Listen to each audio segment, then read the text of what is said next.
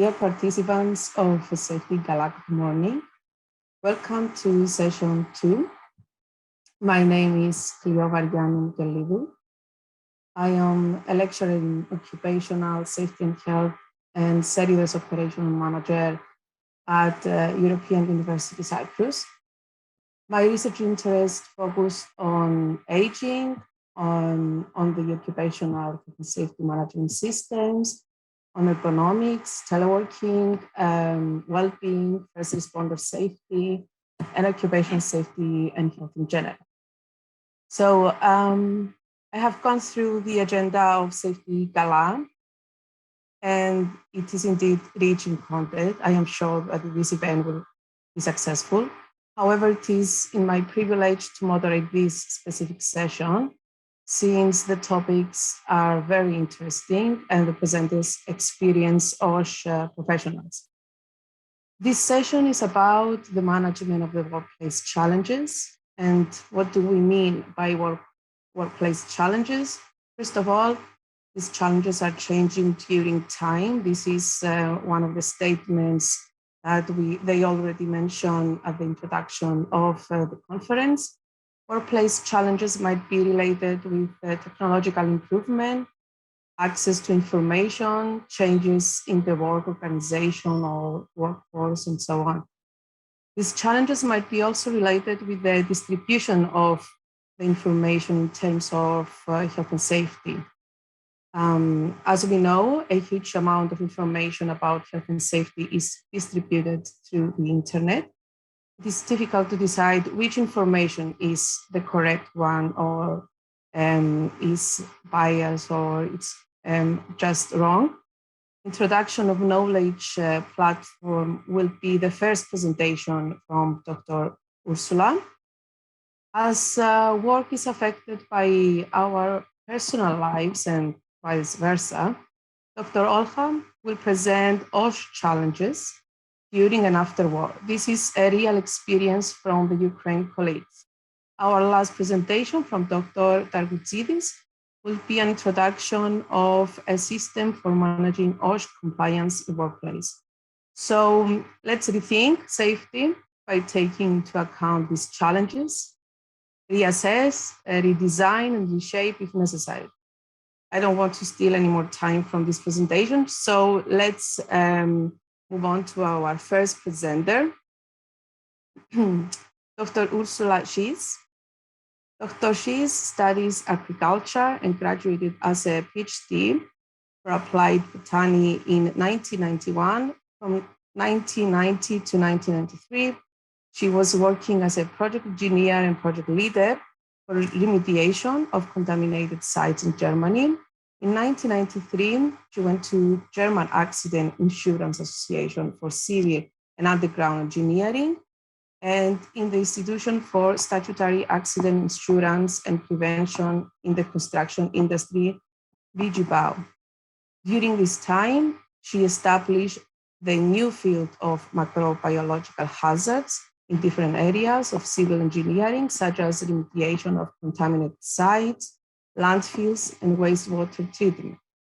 During this time, she also chaired several working groups and advised other insurances and the Federal Ministry of Labor and Social Affairs. Since 2011, on behalf of DGUV, she is Deputy Managing Director for Prevention Forum Plus, two international internet platforms for occupational health and safety. Her presentation will be on the future of health and safety knowledge management, Prevention Forum Plus. Dr. Ursula Schiess, the floor is yours.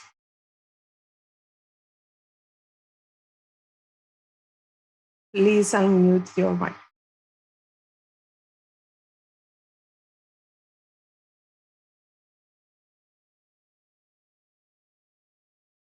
So, sorry.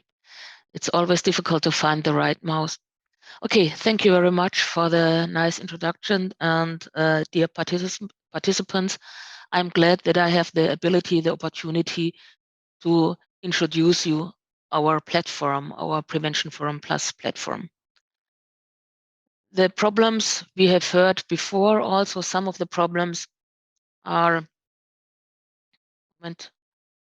that we have a huge amount of information for health and safety, and that is distributed through the internet. So most time we are searching information and using Google or Bing or other search engines. But then it's difficult to decide which information is the correct one, which source is reliable, what information is correct in my country or in another country. Are there differences, or do I have the right search query to find the information I need? I think you all know these problems. If you are on a website, you don't know, is it the information now really from the information from Germany or from Austria or from Greek for you in this case? And perhaps what's the difference if I want to go with my company into another country and work there? And sometimes the information I need is hidden in a podcast or a video clip. And that's also difficult to find the information then. Or the information is hidden in databases, and this normal search engine cannot access the databases because they have other structure. The information perhaps you need is available, but in another language. And the publisher is known, but not the correct URL.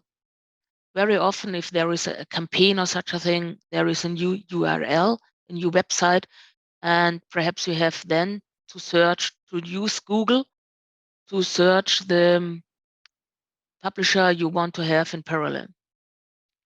Therefore, I think we have a solution, and the solution is called Prevention Forum Plus. It's a knowledge platform, it's a search engine, and you can see here the screenshot of the first page. It's very simple. The search slot, perhaps you think, okay, it looks a little bit like Google, and that's true because we thought Google it's very simple, only the important points were there. The web address for you is www.pfplus.info. That's also very simple, we hope so. You can see on this screenshot, you can see a link. That's the second platform we have. That's a platform for exchange of experience for the committee work, but I don't want to introduce you this platform. I want to, because it's a closed club for the committees, I want to introduce you the knowledge platform that everyone can use. When you have in the search slot your search query, this case, it looks like the result page.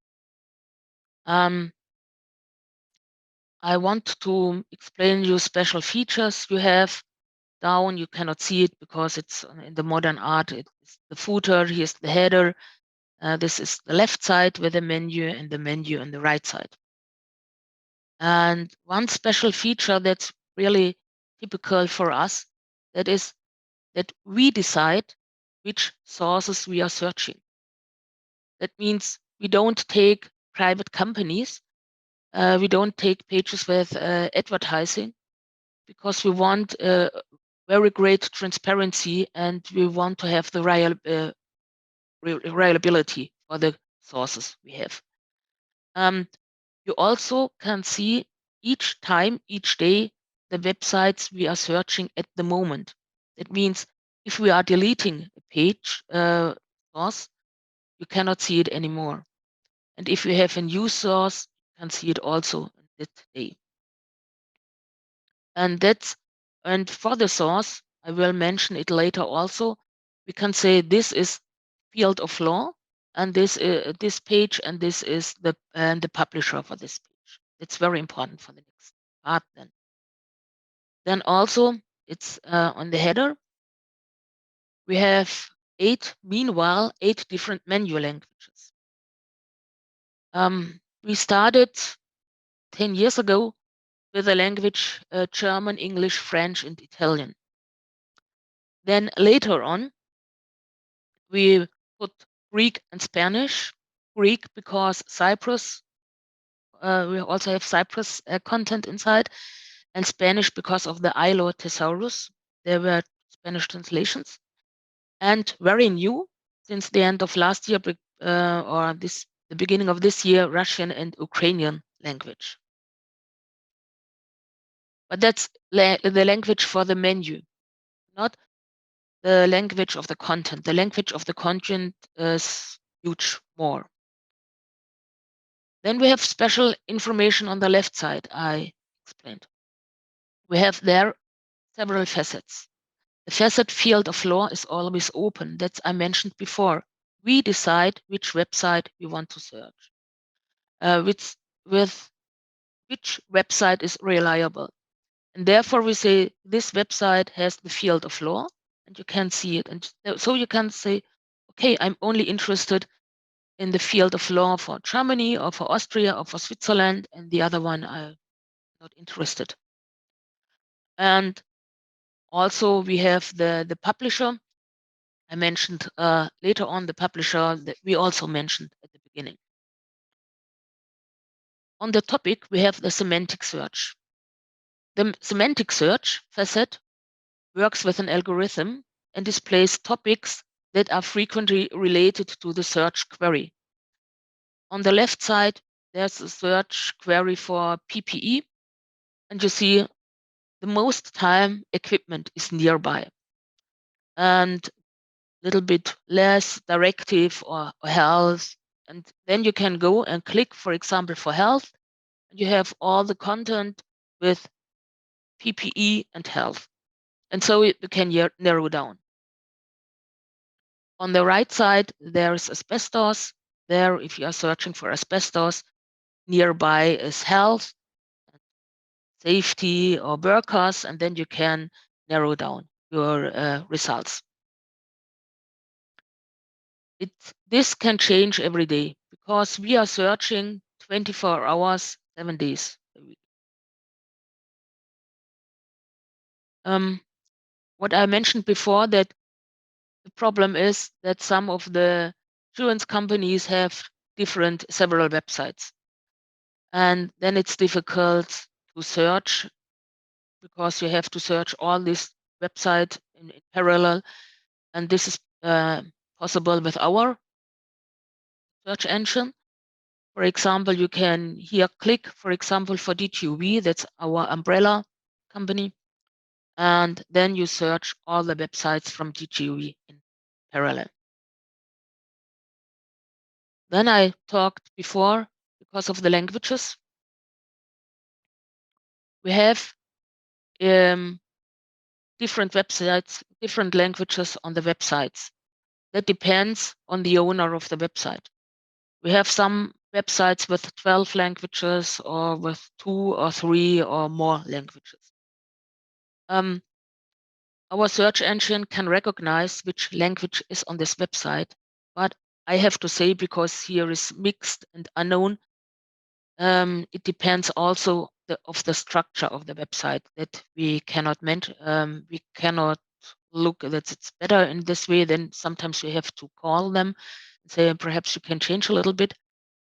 But if you, for example, are searching, you can narrow down it for the language. And we also have language in Chinese, and we can recognize Chinese language. And that means there are a lot of more languages. And meanwhile, in Germany, but also in Austria and Switzerland, nearly all the information is also available in English, or the main information is available in English. So that it's not only for you that you say, I'm talking here about a German search engine. Of course, it's German, but not only German, and we have a lot of information in other languages. Then we have special features on the right side. It means on the left side, that's all automatically. And it could change very fast. On the right side, that are more or less our informations. We have translations for a lot of the word, and we have topics. We have about nearly 8,000 topics, and the translation for these topics, but not in all the languages. And then we have databases, campaigns, organizations, and rules. On the right side, on the left side, we want to narrow down the results very fast. On the right side, we give you information for another search query, perhaps for more detailed search. Now for the translations, I have here an example for asbestos that we have in all the 8 languages. Translations for PPE. When I made this screen, there were 4 languages. Meanwhile, we have also Ukrainian and Russian. That means it depends on us what we are translation, which topics we have and which topics we translate, that you can see here. Then we have these topics I mentioned, nearly 8,000. One part of these topics is the ILO, International Labour Organization, Thesaurus for Occupational Health and Safety. Then we also have some lexicas from Austria and from the Switzerland. And here we try to help find perhaps another word, another search query. A very special part also is that are the databases. We have, meanwhile, I think 5 databases, sorry. And we have really if we would sell it, we would say it's a unique selling point, because PF Plus has specific interfaces to these certain databases. And our search query goes with the interface to this database, and the results came back to us. It's all the information we have in the database is also available in English. That's also perhaps because here is the substance database or biological agents perhaps of interest for you also. Then, of course, we have campaigns, organizations, and rules. When I have the single results, that's in the left and right, this is the preview. That's a single result we have, and the preview is really a nice tool. On the preview, you can see the selected page on the document where your search query is inside. So if you have, this is now asbestos, and you have on every page, you have asbestos. We also have German, I haven't found, sorry, an example in English. We have documents with nearly 200 pages, and we have the search query perhaps on 2 or 3 pages. Then you can here see the 2 or 3 pages and really fast recognize if it's of interest for you or not. Then we have a snippet tool when you see a little bit the content where the search query is, if it's the right one or not. The URL, of course, very important. Every search result has a flag with a field of law. So you can recognize at once, okay, it's information from Germany, from Austria or Switzerland, and the size, and this is the link, and that's important if you have PDFs or podcasts or videos, because there you can see the content around the source. This is the very special, and I'm very proud of that. This is speech-to-text technology. That means not all, but the most videos and podcasts, our search engine write the text down, the spoken text, we can search it and search it in all the languages. Therefore, I know that we have Chinese information. And you can recognize it if the content, perhaps there's a little mistake or so, then you can recognize, okay, it's a spoken word, because it's if you speak, you have other other words, for example, as if you are written it down. And yeah, perhaps one point I only explained you.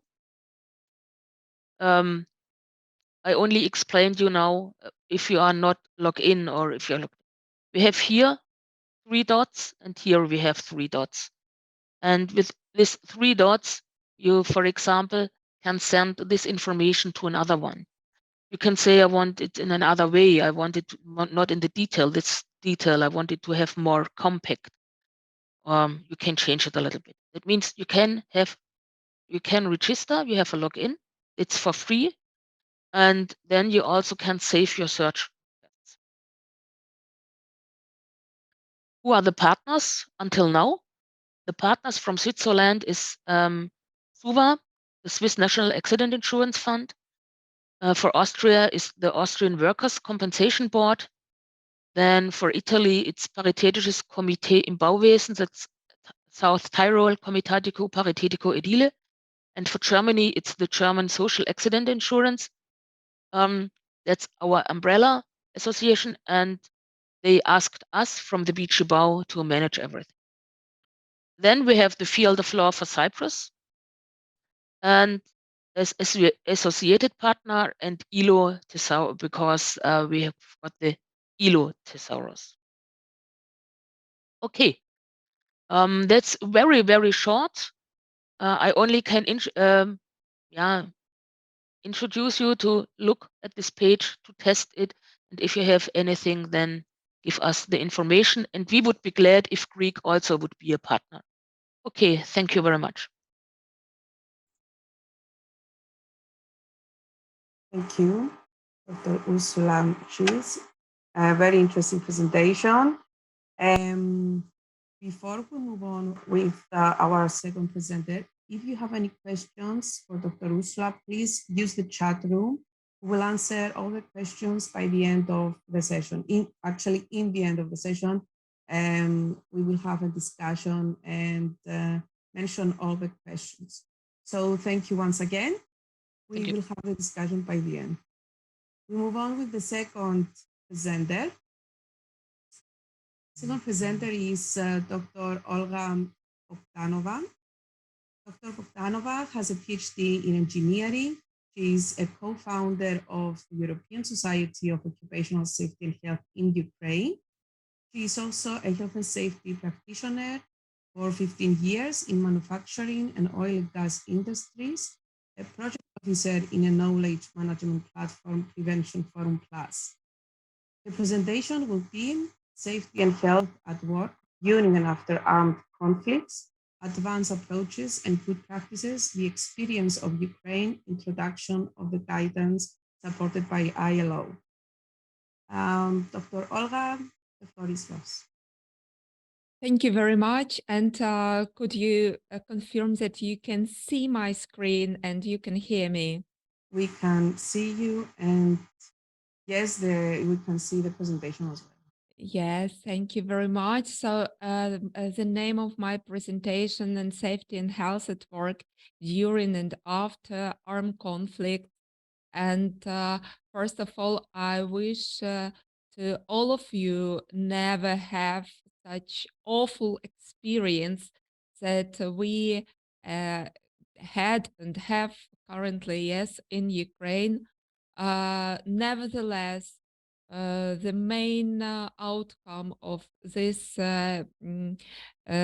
awful story, of this awful war, that we all can expect everything. And we as health and safety managers, we should be ready for any situation and just consider it in our health and safety risk assessment. So I'm presenting here like historically. So what was on first days of war? We were so shocked, and first impression was probably health and safety doesn't exist during wartime because a risk is so huge that you can do anything against it. In fact, it was completely another story. In fact, the second thought was, yes, we would continue to work because people are in place, emergency, energy, utility, a lot of people, transport, logistics, shops, so everything, almost everything. And so we decide as health and safety, we continue our work to protect people. And the second point was that we applied to ILO International Labour Organization with question. Can you help us? Do you have any information? What should we do first? How we can mm, carry on this health and safety? And the answer was really we don't have any guides or something that we can help you right now.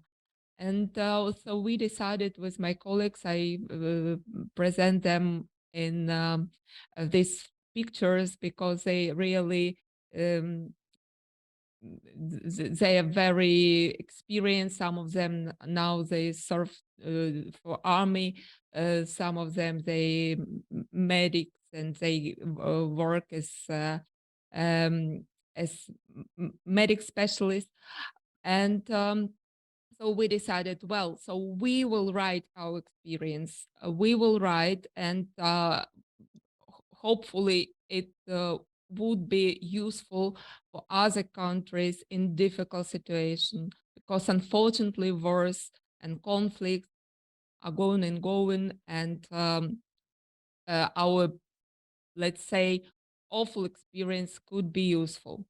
In this document, it is not published yet, just like, press session explaining what you can expect.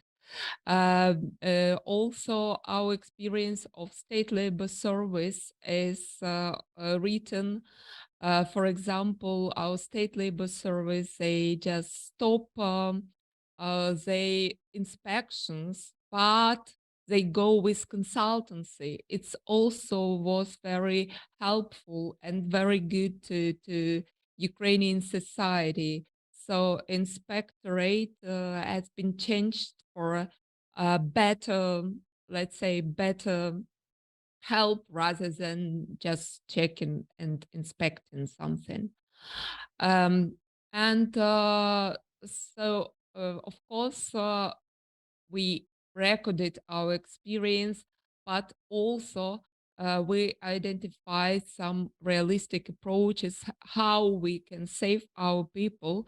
I will show some examples later on, but as I said, biggest lesson, we did think about us that it would not happen, or it happened, it would be something minimal and not in our region, but in reality was worse, as health and safety, we should remember it.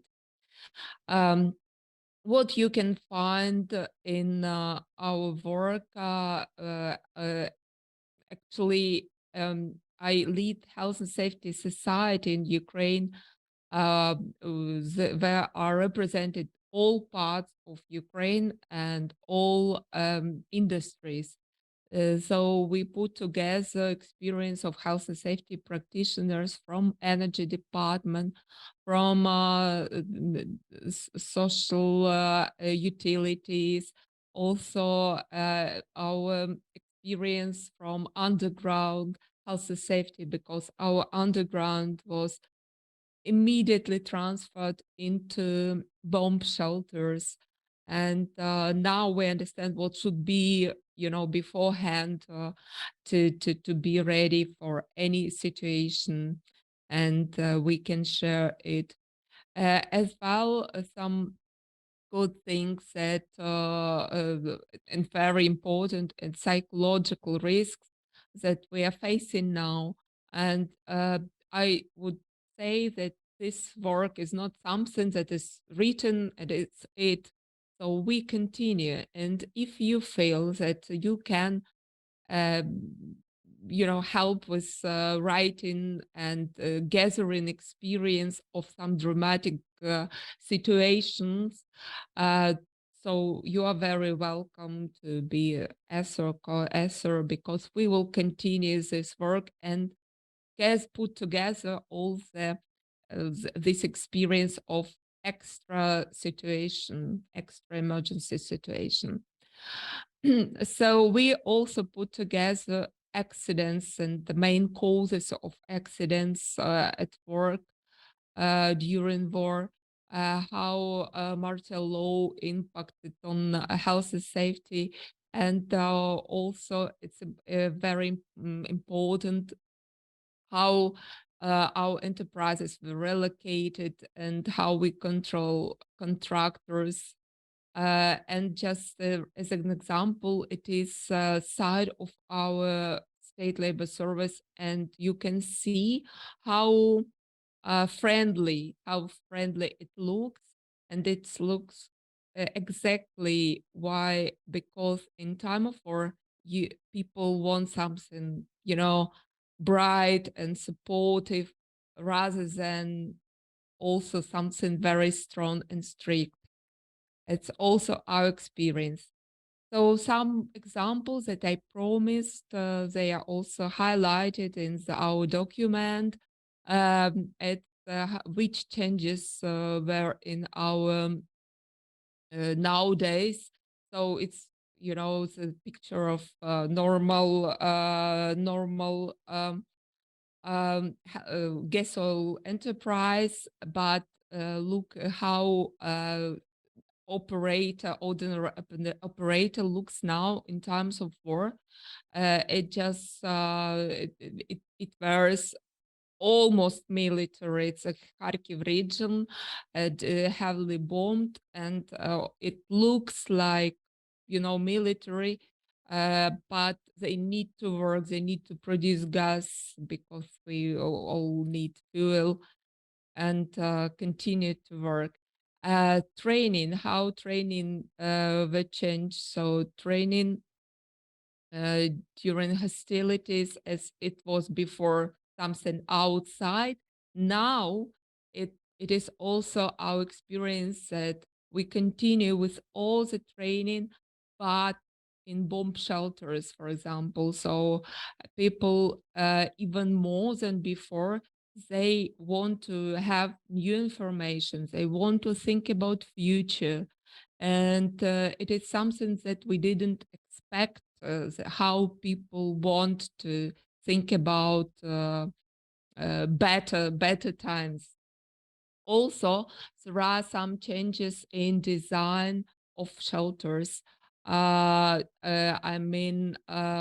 there are some creations. There are also in a document what can be used by not only in situation of uh, military conflicts, but as well for uh, earthquakes and such another situation where shelters can be useful. There are some quick solutions, I would say. And as well, just an example of our agriculture, in which conditions our agriculture farmers work. And nevertheless, they still create something. For example, here you can see this tractor operates without a driver. It's distance operating, so handmade, I would say. But we, in such case, yeah, we can avoid, mining, hit by mining, and so on. That's for us. It's a good point to show that health and safety not only stopped during the health war, but it you know extra developing now, and hopefully we will find some good solutions that can be useful and for peaceful time as well. Also, we have created in this documentation hierarchy of control during against bombing. You can see, of course, it's the best way to avoid country which is in war, but also relocation is an option, bomb shelters, simplest shelters, then some rules where people can hide in existing buildings, and the last one PP. So something that was not written before, but now it is will be in our Vault admitted document. As well, so you can say, for example, why do I need to think about it? I don't have war in my country, but the world has been changed and it doesn't work anymore in such way. So we need to think more complex. Otherwise, unfortunately, work in every country, every dictator can create it. So from our experience as well, health and safety professionals were, let's say, out of politics. They were not really thought about politics. It's not our case.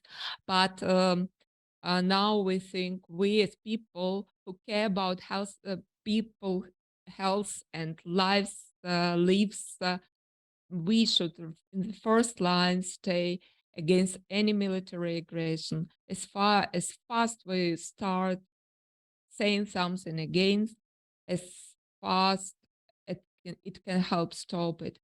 And as well, we all can share our knowledge and provide information and critical risks uh, as we do now. And I do thank you to Safety Gala because the first session of our team was last year in April, and now we continue Ukrainian sessions. There will be more information. And I do appreciate and thank you very much, Dr. She explained about her source, but more valuable for Ukrainian people, refugees, and who's working in Ukraine to have access to reliable information. Do not spend time for looking for information that we need, for example, in asbestos, in mining, or whatever else, work at height or emergency. So we have Ukrainian language in this perfect platform, Prevention Forum Plus. As well, the easiest, if you have some sources, please translate it into Ukrainian and we can help it. As really we continue in Ukraine every work that usually do plus um, war risks. As example, Danish Refugee Council, they shared their movies, cartoons, train people how to find bombs or mines, explosive ordnance, because it's one of the biggest problem, not only in Ukraine. You can see this, how difficult it is sometimes. And if you are expert and you can help with your advice, you can register platform, and 7 experts from 7 countries have already registered. And with support of ILO, we got together about the audience, about 7,000 people in Ukraine, including students who study health and safety, and workers, engineers, and enterprises. And they were looking for new solutions because we don't have any rights to kill people at work, as far as we lost so many people in war. And also, it's a really idea. I do hope you will support it. So occupational health safety specialists can all, get together the efforts in not only for war conflict, but also for earthquake, some floods or something where we understand that our health and safety help can can be accumulated, it can be useful. And just to end my presentation, let me say that um, man is measured not in moments of comfort and convenience, but in measures in times of challenges. Thank you very much, and let me wish you peace in all your houses, on all your countries. Thank you.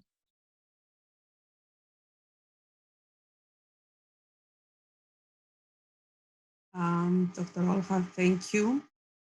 Very interesting presentation. Thank you for sharing such an experience with the audience. This situation actually is a combination of security, I might say, and safety at the same time. Impressive and well done, as Mr. Mark mentioned in the chat room. So let's have a discussion by the end of the session. Thank you once again. And this is for the audience. Again, please share your thoughts and questions in the chat room. We'll have a discussion by the end of the third presentation. Moving on, last but not least, Dr. Antonis Targoutsidis.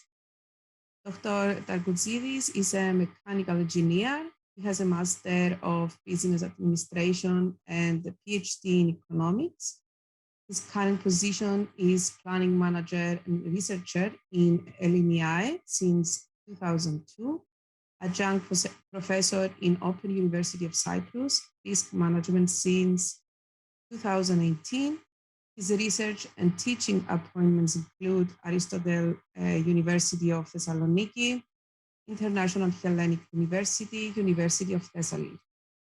Dr. Targoutsidis' topics of interest are risk management, human factors, occupational safety and health, health economics. The presentation title is Inspection, a central data exchange system for managing OSH compliance in workplace. Dr. Antonis, the floor is yours.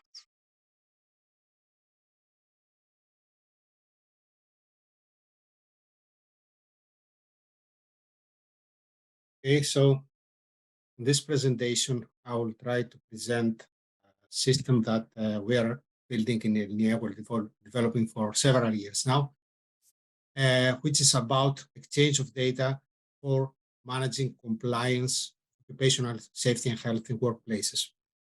In this presentation, I'm not going into technical details about the software because this is the next step. What is the most important thing here is to see the logic that is required, see what we usually call the paradigm shift that is required for the whole system of occupational safety and health compliance surveillance. So I will try to start with another system, because usually when we work in a certain system, like we do in occupational safety and health system, and try to work on details and improve everything, we just miss the big picture sometimes. And it's very useful to go out of this box and maybe see another system somewhere else and try to compare and see where we stand. So I will try to show you another system, a system that we all know, although not all of us like, which is a taxation system.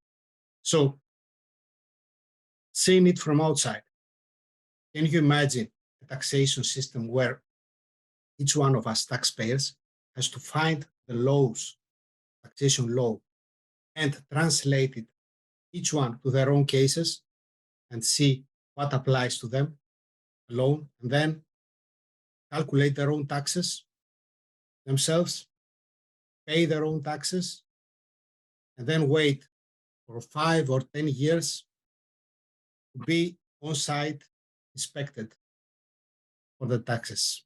Do you think that such a taxation system would ever work? Probably it's a receipt for bankruptcy or something. But more or less, this is how occupational safety and health compliance system actually works. So I will try to explain myself. So in the system, we have two poles. One pole is the workplace, where we have the employer, safety engineer, occupational doctor, maybe the workers, workers representatives, and everyone who actually exists in the workplace. They interact with each other, and they have various sources of information, like laws, like guidelines, like safety literature, or maybe measurements and medical examinations they can do themselves. And from all of them, they actually have to translate them themselves into specific safety measures and apply the safety measures and keep working on it. On the other side, there is second pole, and the second pole is labor inspection. Labor inspection itself has, again, its own knowledge base. But of course, having two separate systems, the translation of this safety information in certain measures cannot ever be the same like that in enterprise. So we have two different systems. Finding all the knowledge base, translating what they need to do, what legislation means, what certain measures means, and apply these measures. And then between these two poles, there's a very weak connection, which is on-site inspections. Why is it weak? Because, as I said before, no matter how many labor inspectors you have, you cannot have a very close inspection relationship on-site. You cannot exchange information. The wealth of information that's required nowadays, you cannot exchange it with on-site inspections. And then we have some problems because enterprises have very low frequency of inspection. It's between 5 or 10 years, depending on the country. And this is usually much longer than the lifespan of the average enterprise. So many enterprises open and close before getting ever inspected. And the sample we can get, we do not have the criteria to choose the right sample because we do not know what exactly happens in the enterprise. So this is the biggest problem, that inspector authorities do not know what exactly exists, what kind of equipment, what kind of materials, what kind of working conditions exist in the enterprise unless they visit the enterprise. So there are problems with the depth of such an inspection. You cannot inspect everything, all the details, all the 1,000 measures that needs to be taken in one inspection. And problem with the agreement, because the enterprise is quite natural that each one of us, let's take two safety engineers, one that is a labor inspector and one is that safety engineer in the workplace. They cannot translate everything in the same measure. So we have some different understanding. And this different understanding is not helpful for developing something. So we all say that we need to have close cooperation between the enterprises and the authorities. But cooperation means exchange of data. How close partner would you consider someone that you exchange data every 5 or 10 years? You cannot call this close partnership. So this needs to be changed. How is our proposal? We keep the same two poles, but instead of having separate knowledge for each of the two poles, what we propose is to bring this together, to process this knowledge together, and come into certain measures that will be put in an electronic page, in an online page, huge page with huge checklists, but anyways, an online page where the two poles will be in everyday, real-time collaboration. The enterprise will actually inform about which of these measures are in place, and the labor inspection will have knowledge in real time. Of course, this is not something very complicated, not a very new idea, but how will it work? How can we do this? The problem is, how can we actually make this huge set of checklists? Do we need new knowledge, new codifications, and new everything? No, we don't need that because we already have codification. This codification is Eurostat SA, European Statistics for Accident at Work. Because in all European countries, all the accidents are written in a certain way. At this point, we are not focusing on the accidents, but on the codification. So, according to SAO, there are phases 1 and 2 that are not very relevant at this point, and the phase 3, which actually starts with workstation, working environment, etc., and has 3 steps in which it examines the accident, its accident model, its specific physical activity, the deviation that happened, and the conduct mode, which is actually the risk, the accident. All of them are linked to material agents. Material agents are infrastructures or materials that exist in enterprise, and they are codified in SAO. We have European-wide codification, as well as we have European-wide codification of conduct modes of accidents. So we can use this, and this can actually work together with the accident reporting system. So we don't need new codifications, we don't need to to change something about this. We need to work on this. So we start with material agents. Material agents, as I said, are codified in SAO, and they actually involve equipment, building infrastructure or area, if it's something outside, and materials or chemical substances. This is what is included. And all of them, as I said before, are codified. We can have them all in a list, knowing that nothing is missing. So if we just take one of them, just let's hold the forklift craft, but let's make it a little bigger. So for each such material agent, there are some safety measures. Of course, not only this, much more than this, but we can find a set from legislation, from good practices, from everything. We can have a set of prevention measures. And we can also have a set of risks, taking the contact modes from SAO and see which one is relevant to this certain material agent. So we can have measures and risks. These measures are linked with risks. They affect risks. If we have these measures that reduce the likelihood or the impact, it's a risk. Or if they're missing, maybe it's increased. So we can link measures with specific risks. Of course, it's not as simple as it looks now. It's not very simple, but it's even more complicated because some measures affect likelihood, some measures affect the impact, some measures affect both, and we have different weighting factors. This is all the background work that we have done in ELNIA. We keep doing it, not finished yet, but we have done it for a large number of material agents. So we have this linkage. And having this linkage, we can go on to see how this thing works. So this thing is a list of the codified material agents. So the enterprise, the user, has to choose which material agents are in place. Even if we stopped here, that would be a great wealth of knowledge. Know all the material agents codified in all enterprises, knowing what kind of equipment they have, what kind of materials they use, what kind of building infrastructures they have. Even this alone would be of great value, but we can go on because for each of these material agents, we have a linked set of measures predefined. So the user, after selecting and seeing this list of measures, has to complete this checklist. Which of these measures are in place?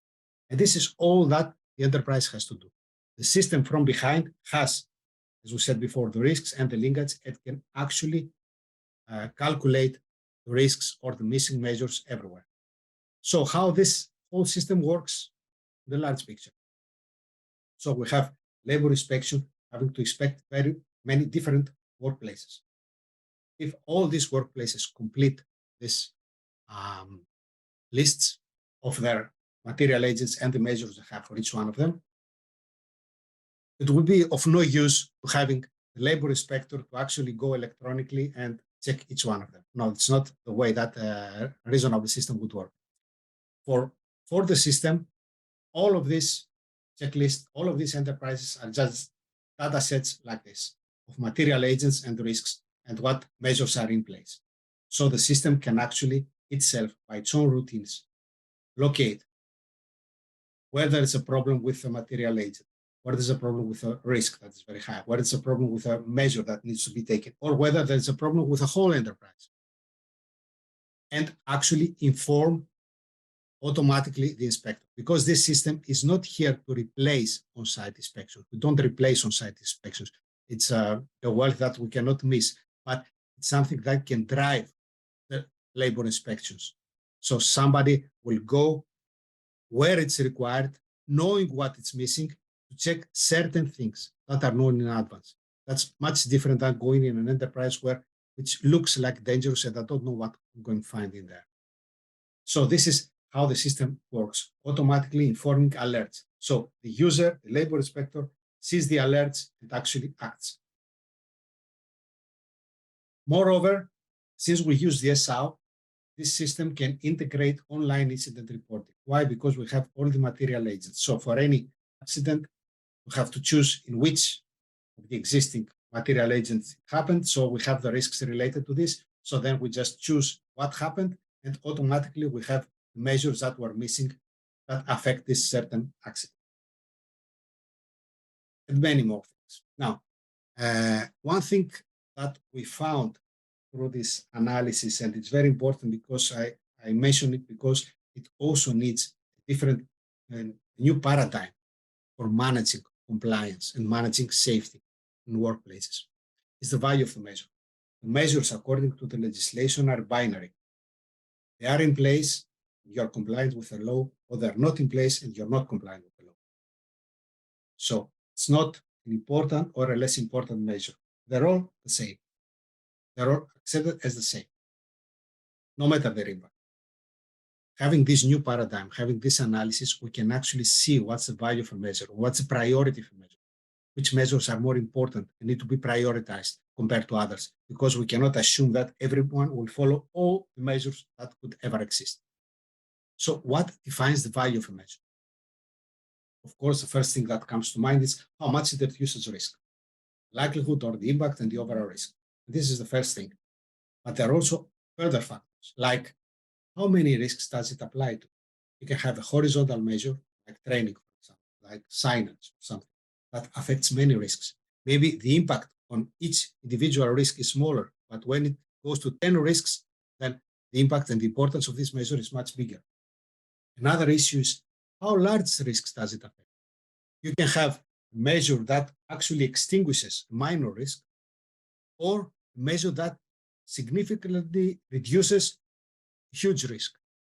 The second one is more important, it's more critical, because what we need to face more is the huge risks. And measures are not independent.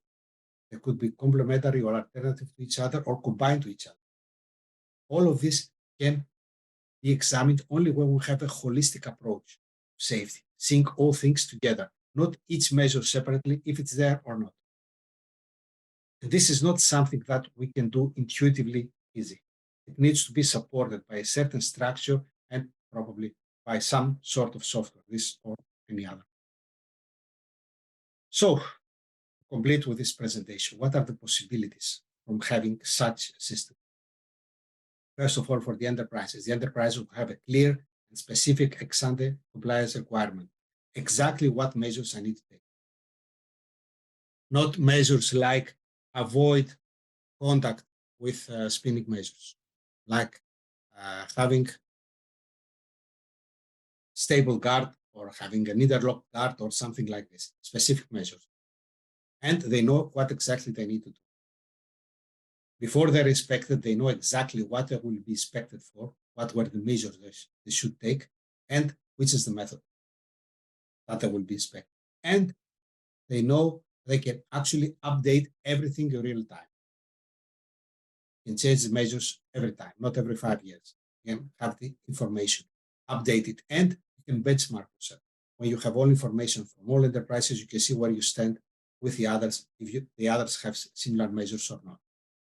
And finally, for the inspection authorities, there are many benefits like reduction of cost and time of on-site inspections. Inspections actually having the same content will require less time, less visits, or less time for it, because we have a certain agenda of what exactly we check. And before we know whether they declared if it's in place or not. Reduction of subjective factors, because everything is written. We have the possibility of central surveillance in real time, which is a huge benefit, knowing what is going on exactly at safety levels, what kind of risks exist and which levels everywhere. We can have statistics and full picture of compliance, because imagine all this data from all these enterprises that can automatically be processed.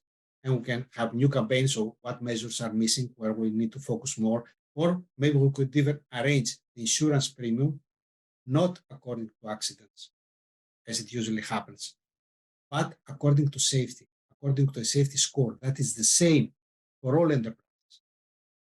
It's common criteria for all enterprises, where we can actually see what they've done for safety, not how many accidents they have, which is very important, even alone or in comparison with accidents rate. And of course, online incident reporting, as we saw. So as shortly as I could, I presented that, and if you have any questions about this, I will be very glad to answer. Thank you. Dr. Antonis, thank you. Another interesting presentation. We can move on with the discussion and answering some questions. We can see that digitalization is already part of our work and lives. I mean, the first and the third presentation were about presenting tools to be used to make our life and work easier. And this is my question, because we have a question only for Dr. Olfa. So I have some short questions for the first and the third presenter to take this as a highlight and leave the session with this as a conclusion. These tools that you already presented, who has access to this tool? I'm sure you mentioned it. Is it free? How many users do you have? And are you planning to translate this in the tool, the content of the tool in other languages? We can begin with you, Antonis, then move on to Ursula. Okay. As I said, the most important thing is not the software itself. Of course, the software exists, it's open in internet, and anyone can actually access it. We had about 3,000 users who actually tested it, but it's in a test mode. It's not a completed tool. So we actually need to get feedback and get some comments. So it's in various languages. It's open in internet and anyone can access it, but it's still test. But the important thing, as I said before, it's not the software itself. It is the logic behind it. So this is, I see a question relevant, but okay. So this is the important thing about this. Okay, you have another question. Before Ursula answer these questions as well. How does inspection authority react to such cooperation with enterprises? Well, to be honest, we have discussed this with labor authorities in several countries, in and outside Europe. Of course, as a discussion only, it's not operated somewhere. So we just discuss it. And I see that all labor inspection was quite friendly with it. Of course, they have different questions, and these different questions actually reflect different systems they have.